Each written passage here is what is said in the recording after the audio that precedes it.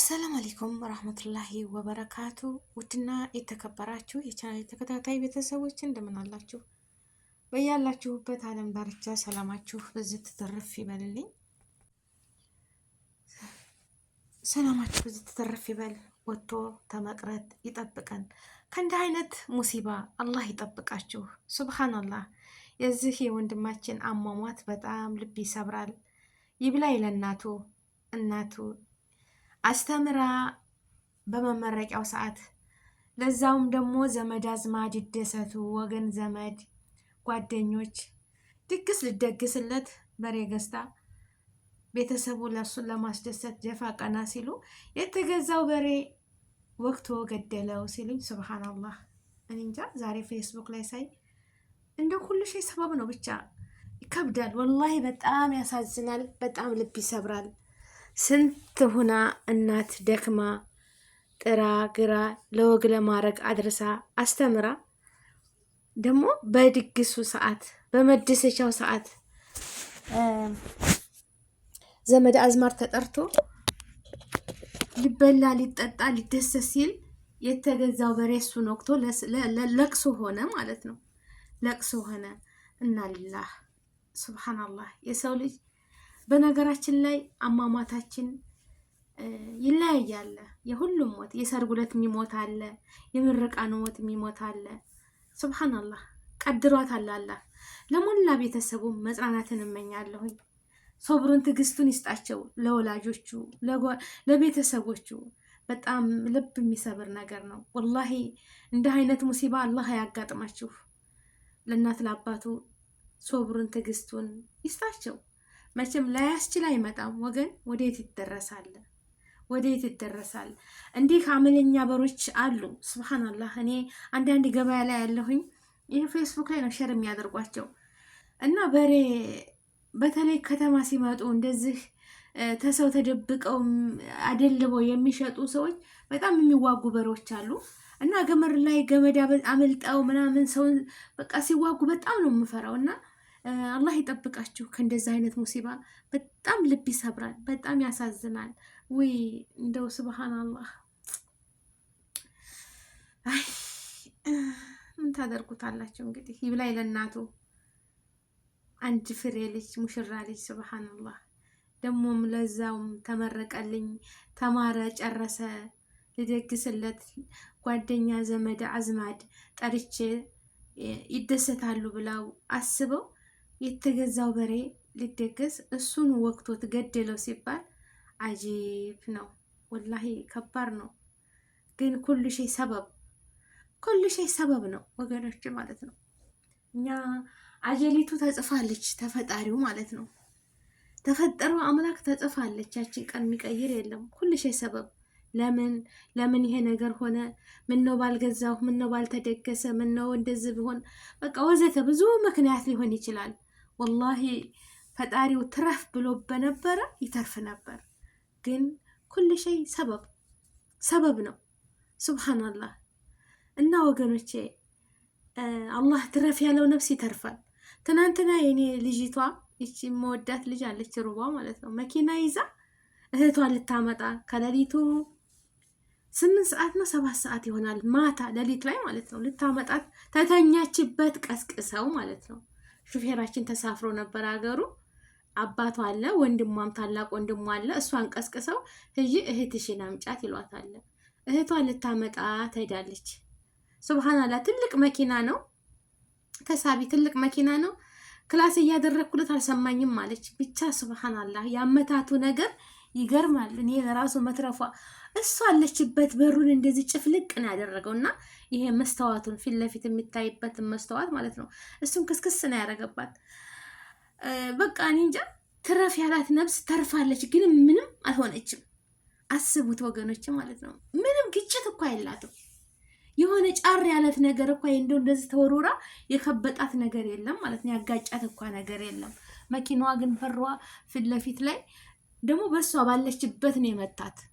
የሷ ያለችበት በር የምትገባበት በቃ ጭርምት ነው ያለውና ፊት ለፊቱ መስተዋቱ የምታይበት መስተዋት የለም። ጨርሶ በሩ ሄዷል ማለት ነው። እና ትረፍ ያላት ነፍስ ትተርፋለች። እኔ ለራሱ ስጠይቃቸው መኪናዋ በቃ እንጃ እንደሆነች ትሁን በቃ እሷን ነው የታየችኝ። እና ደግሞ ፈሪ ነች፣ ትፈራለች። እንደዚህ ፊልም እኮ አይታ ትሮጣለች። በቃ ወላይ ከዋፍ ነች። ያኔ የሚያስፈራ ፊልም ታየች አተኛም ብቻዋን እና በጣም ትፈራለች። ይሄ ነገር እኔ ዝኩኝ የተስላት በቃ እስከማያት ድረስ ችኩላ። ግን ትረፍ ያላት ነፍስ ትተርፋለች። ደግሞ ሙት ያላት ነፍስ እንደዚህ በሆነ ነገር ህይወት ያልፋል።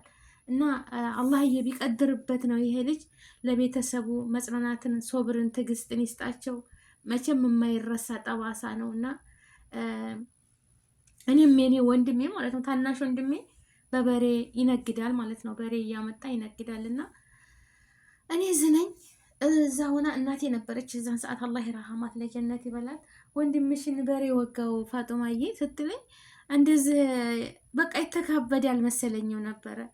ባለፈው ሂጄ ስለወጋው ሲነግሩኝ በቃ እኔ እንጃ ሱብሃንአላህ። አንዳንድ በሬዎች በቃ ትተዋችሁ እኮ መሬት፣ አንዳንድ ከብቶች መሬት እኮ ትተኙ ይተዋቸዋል፣ ድቅ ስትሉ ይተዋቸዋል ማለት ነው። አንዳንዱ ደግሞ በሬ በእግሩ እየጫረ በእግሩ ድረስ ማለት ነው። እንዲህ ደግሞ ተንበርክከውም እንደዚህ ጥፍ ይሉና በአፋቸው እንደዚህ የሚያረጓሉ ማለት ነው። እና ትትነግረኝ ባለቤቱ አሁን ባለፈው ተሳፈር ሰዒድ እንዴት አደረገው ወንድሜ ምናምን ስላት ስትነግረኝ ያ አላህ አንስተው ሆስፒታል ሄዶ ተሰፍቶ ምናምን ይህን ሁሉ ይደርስበታል ብዬ አላሰብኩም ነበር። እዚህ በሬ ወቅቶ ሲሉኝ አይዲ ወጋት ነው የመሰለኝ። እና ያው በሰው ሀገር ስትሆኑ ሁሉን እና ሱብሃንአላህ እኔ እንጃ ሲነግሩኝ ያ አላህ እንደዚህ እያነጠረ ነው የሚጥላል። ግን ትረፍ ያለው ነፍስ። በዛ ላይ ደግሞ የሆነ ቤት እየተሰራ ነበር፣ ዙሪያውን እንጨት ነው፣ ሚስማር አለ ምናምን እንደው እያነሳ ያፈርጠዋል ሲሉኝ፣ ግን አላህ ትረፍት ይለው ተረፈ። ግን እዚህ ጋር እንዳለ ሱሪውን ቅድድ አድርጎበት አረ ቢስሚላ እኔ ሲነግሩ እኔ ቢስሚላ አላህ ትረፍ ሲለው ነው የተረፈው። እና ሆስፒታል ሂዶ ተሰፍቶ ምናምን እና እንደዚህ አይነት በሬዎች አሉ። በቃ ሰውን አይተው የማያውቁ ከቤት ሲወጡ የሚደነብሩ በሬዎች አሉና አላህ ይጠብቀን። በነገራችን ላይ አሁን አታ ለአመት በዓል ምናምን አስፋልት ላይ ሲሮጡ አምልጠው ሰውን በቃ መኪና ነሽ ምንድነሽ በቃ ድንብርብራቸው ነው የሚወጣውና ሲሮጡ በጣም ያስፈራል ማለት ነው። ቀደር አላህ ይጠብቃችሁ።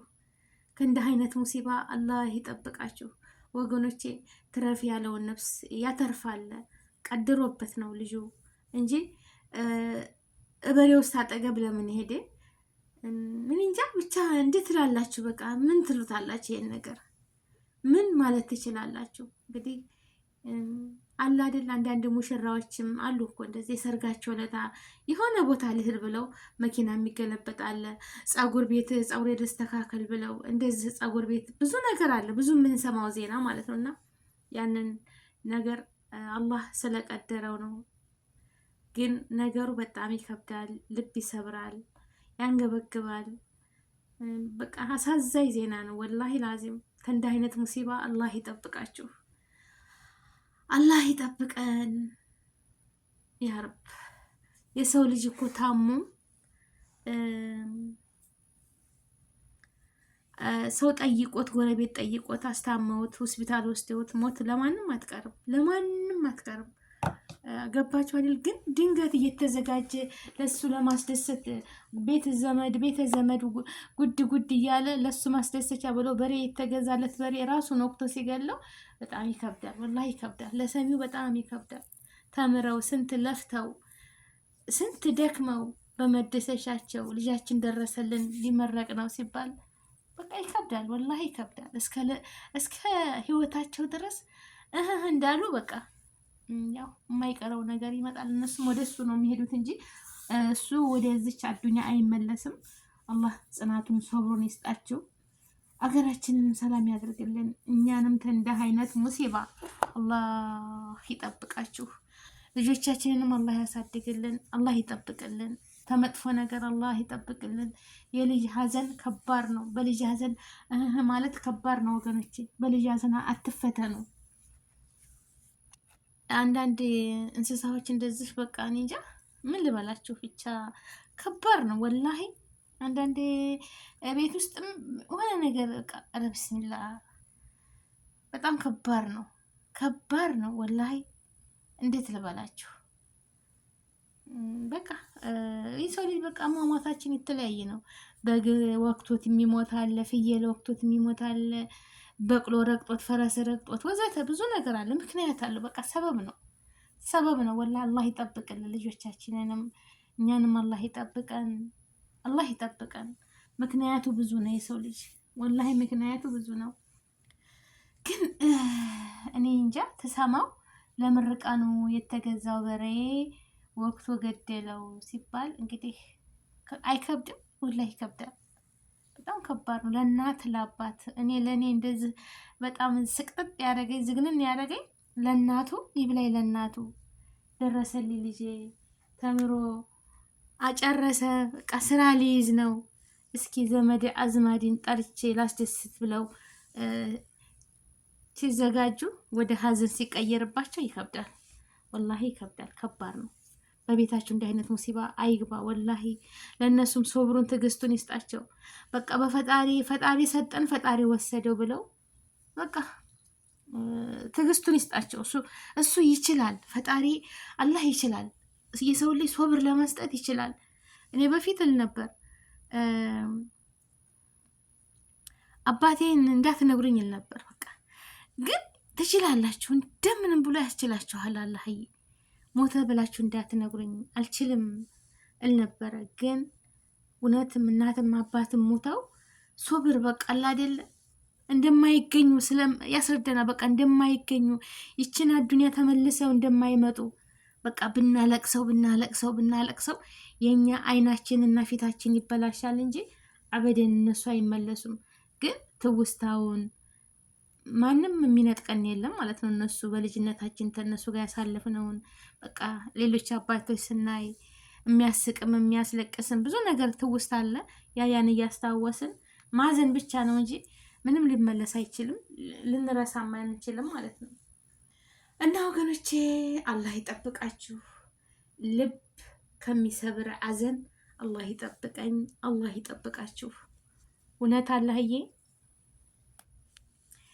የልጅ አዘን በጣም ከባድ ነው ወላሂ። እንደው አላህ ካለ ልጆቻችንን አብረን አሳድገናቸው እዛው ድረስ ደግሞ እኛን ሸኝተው እነሱ ይከተላሉ ማለት ነው። እንደዛ ነው በቃ እኔ ምኞቴ ነው። ያን አላህ አያደርግብን። መሆንም ያለበት እንደዛ ነው። ገባችሁ አይደለ?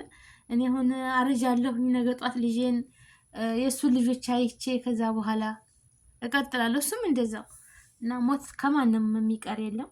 ሁላችንም ወደዛው ነን። አላህ አገራችንን ሰላም ያደርግልን። ስንቶቹ ጀግኖችም እየፈሰሱ ነው። በዙ በጦርነት ምክንያት ጫካ አሞራ በልቷቸው፣ ጅብ በልቷቸው፣ ቀበሮ በልቷቸው የሚቀሩ ስንት ጀግኖች አሉ። ዘመድ አዝመድ ያልቀበራቸው ይመጣሉ እያሉ እናትና አባት በር የሚያው ብዙ አሉ። ልጄ ይመጣ ይሆን ይኖር ይሆን ወላ ይኖር ይሆን እያሉ የሚጨነቁ የሚያስቡ ብዙ እናቶች አሉ። እንባቸው የሚረግፍ ጉሊት ሽጣ፣ ከሰል ሽጣ፣ ድንችና ሽንኩርት ሽጣ፣ ስፌት ሰፍታ፣ በቃ ሃይላንድ ለቅማ፣ ልብስ አጥባ፣ የሰው እንጀራ ጋግራ፣ አሻሮ ቆልታ ብዙ ስቃያት ያስተማራችውን ለሀገር ደግሞ ይጠብቅ ብለው አገር ላይ ወስደው ደግሞ ለዛም ይኑር አይኑር ማንም ዞር ብሎ የሚጠይቃት የለም። እና ብዙ እናቶች አሉ እንባቸው የሚፈስ። አንዳንድ እንደዚህ ደግሞ ዘመድ አዝማድም ሞተብን ብለው አልቅሰው መቅበር እኮ ትልቅ ነገር ነው። በቃ ሞት አይቀርም፣ ሰው ተኝቶም ይሞታል። ተኝተን ላንነሳ እንችላለን። ያ በኒ አደም ታነጋህ ማምሸትክን አትጠብቅ፣ ካመሸህ ማንጋክን አትጠብቅ። ሞት ተደም ስራችን ቅርብ ነች። በቃ እኛ እንለፈልፋለን እናወራለን እንጂ ግን የምንሞትበትን ቀን አናቅም። ግን ብዙ እቅድ አለን። ለሚቀጥለው ይሄን አድርጌ፣ ለሚቀጥለው ወር ይሄን አድርጌ፣ 2 ዓመት ይፈጅብኛል ቤቴን አስተካክላለሁ፣ ወይ 3 ዓመት ይፈጅብኛል ቤቴን እጨርሳለሁ፣ ወይም መኪና ገዛለሁ፣ ወይ ሱቅ ከፍታለሁ። እቅድ ነው የምናወጣው ለገዛ ኑሯችን ማለት ነው። ግን ሞት መቼ እንደምትመጣ አናቅም። አሁን ዛሬ ልትመጣ ትችላለች፣ በዚቹ ደቂቃ ውስጥ ማለት ነው። ደግሞ በቃ ጅጅት ብለን ራሳችንን እስከምንስት ድረስ ልንቆይ እንችላለን። ገባችሁ አይደል? ጅጅት ማለት ያኔ ክፉና ደጉን እርስት አድርገን በቃ እንደ ህፃን ልጅ ሆነን ልንሞት እንችላለን። ከእንደዚህ አይነት ማሟት ደግሞ አላህ ይጠብቀን። እውነት ሀቂቀተን እንደ ህፃን ሆኖ መሞት አለ አይደል? እርጅና ምርጅና ጅጅት ብሎ መሞት አላህ ይጠብቀን። ራሳችንን ችለን ራሳችን እንዴት ነው ሞት አትቀርም፣ ዋጅብ ነች። ሞት ባይኖር ኖሮ እኛም ማናረጅም ነበር፣ እንደዚሁ ሸባብ ሁነን እንቀር ነበር። ግን ሸባብ ሁነን የምንቀረው አላህ ከይር ስራ ከሰጠን ጀነት ብቻ ነው። ጀነት ቦታ ማርጀት የለም። አላህ ለዛ ያብቃን። ጀነት አልፈርዶስ አላህ ይወፍቀን። አዱንያ ኬራችን አላህ ያሳምርልን። ከመጥፎ ነገር ሁሉ አላህ ይጠብቀን። አገራችንን ሰላም ያደርግልን። ከእንዲህ አይነት ሙሲባ አላህ ይጠብቃችሁ። አላህ ይጠብቀኝ። ልጆቻችሁንም አላህ ይጠብቅላችሁ። ልጆቻችሁን በጥሩ ነገር አስተምራችሁ ድራችሁ ኩላችሁ ለውግ ለማድረግ ያብቃችሁ። እናት አባቶች ሀዘንን መራራን አላህ የያዝላችሁ። አገራችንን ሰላም ያደርግልን። በሁሉም ዓለም ላይ የሰው ልጅ በሙሉ ሰላም ይሁን። ሰላም አላህ ያደርግልን። ልጆቻችሁንም አላህ ይጠብቅላችሁ። ለዚህ ልጅ ቤተሰቦችን ሁሉንም ጽናቱን፣ ሶብሩን፣ ትዕግስቱን ይስጣቸው። አላህ ይሶበራቸው። እውነት እኔ እንጃ ምን እንደምላላቅም ብቻ ፈጣሪ እሱ ይሶበራቸው። አገራችንን ሰላም ያርግልን። እናት አታልቅስ። አገራችንን ሰላም ያድርግልን። አገራችንን የሰላም የጥጋብ የአንድነት የፍቅር ያድርግልን። ከመጥፎ ነገር ሁሉ ይሰውራችሁ። ወሰላሙ አለይኩም ወራህመቱላሂ ወበረካቱ።